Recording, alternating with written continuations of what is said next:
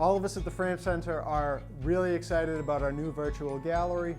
We've decided to debut it with local artist and longtime friend Michael Coyne.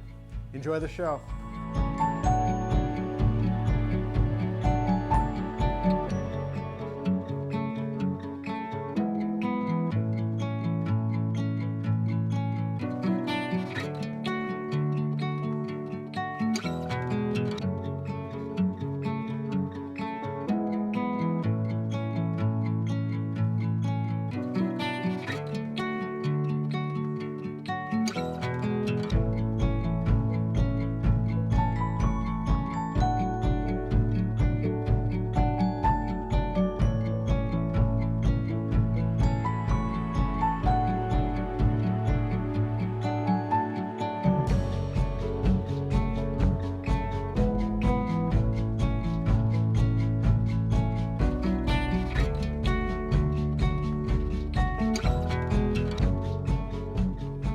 I'm thrilled to partner with Dave and the Frame Center to open a virtual gallery which will continue to support local artists.